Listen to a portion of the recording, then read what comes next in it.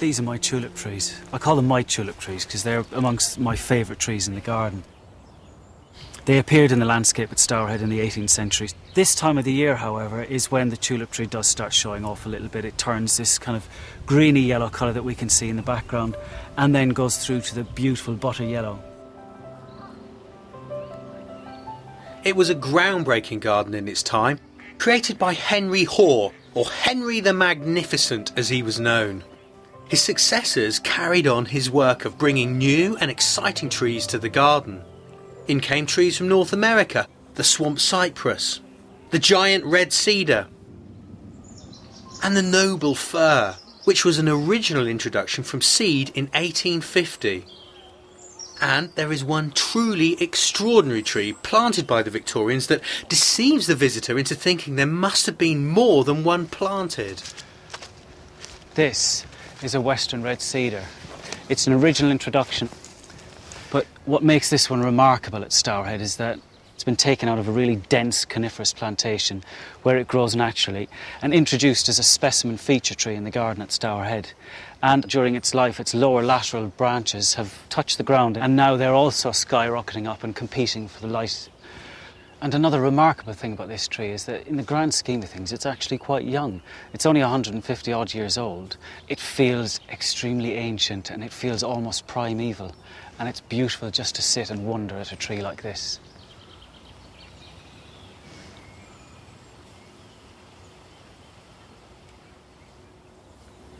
Managing the trees and evolving the garden is a difficult aspect of Alan's job.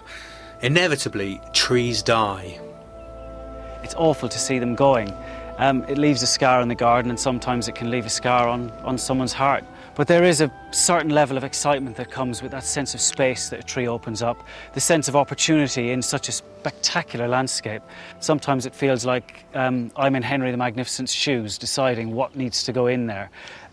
And that's kind of the feeling I got, particularly choosing this liquid amber, because I know for a fact that Henry the Magnificent used them in prominent places because they were quite famous for their autumn colour. And the liquid amber isn't just for now, it's not just for me to enjoy or the visitors nowadays at Stourhead to enjoy. You know, hopefully the kind of generations that follow us will see this growing for 100, 200, 250 years. So that's for future generations, and that excites me.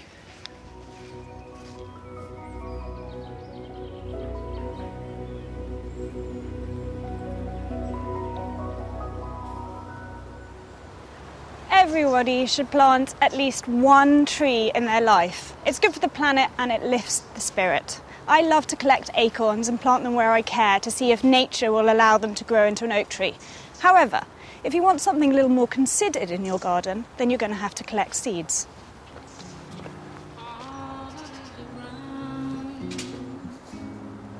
And the sky is grey. I went for How about this? This is Sorbus sargentiana, and it's a wonderful tree in its own right, but come autumn it just puts on the most astonishing display. And it's a good tree for an average-sized garden because it's not going to get too big, and it's got this lovely endless season of interest. Beautiful foliage, lovely autumn colour, pretty easy to sow from seed. So all I need to do is find some berries and pick them.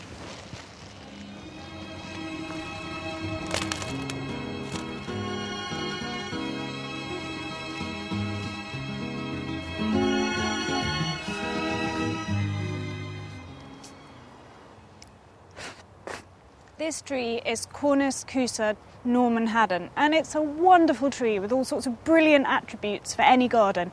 It's got a lovely shape, it's got fantastic leaf, and it has this fruit which just tastes fantastic. It's like custard inside. Only eat fruit if you know and have checked that it's edible, as many fruits and berries from trees are poisonous. In the wild, this seed would be prepared for sowing by being eaten and passed through a bird or an animal. In the absence of this process, the gardener has some cleaning to do. First, I soak the sorbus berries, then press them through a sieve to separate out the seeds. Next, I give them a good wash.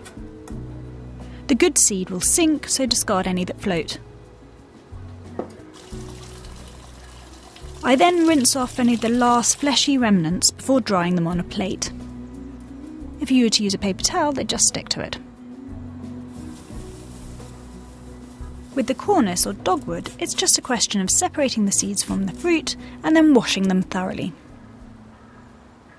All you need to do with the larger seed is just nudge it carefully into the compost, give it a good water out into the cold frame, and then when the seed does germinate and you see have little seedlings, you have to keep them above 0 degrees, otherwise poor little young trees will freeze to death.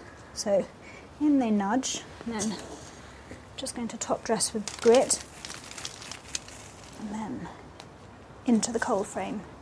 Now, because the sorbus seed is so much smaller, I'm just going to take a label and you can literally just flick them onto the compost.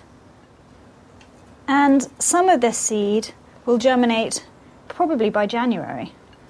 And again, others will take a lot longer. Prick out the ones that do germinate into good free drain compost again and give them a long root run. And within 4 or 5 years, you'll actually have something that has berries on it.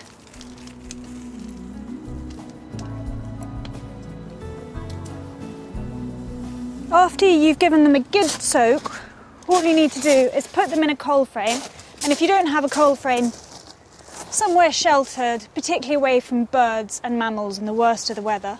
Be patient, they may take their time, but from these tiny specks, trees do come. Over the last year I've been looking at plant families, from Aceraceae to Asteraceae.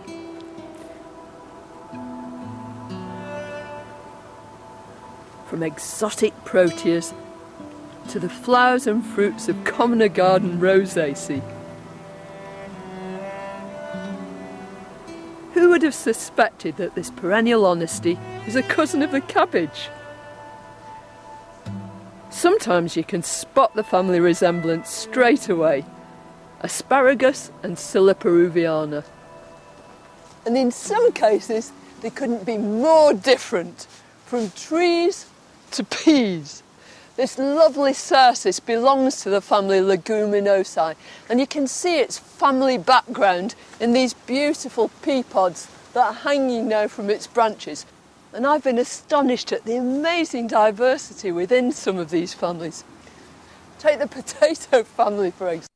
Solanaceae, everything from toxic to tasty. As the nights draw in and the garden dies back, it's no time to rest on your laurels. There are things to be done, plants to be propagated. These were root cuttings that I took from Eryngium Borgatii back in the summer. They belong to Apiaceae, to the carrot family, believe it or not. But they're all manner of plants from different families that you can grow from root cuttings. The usual way, especially of things with big tap roots like this lovely poppy, is to take them vertically. So I've dug this poppy up and I've prepared my pot.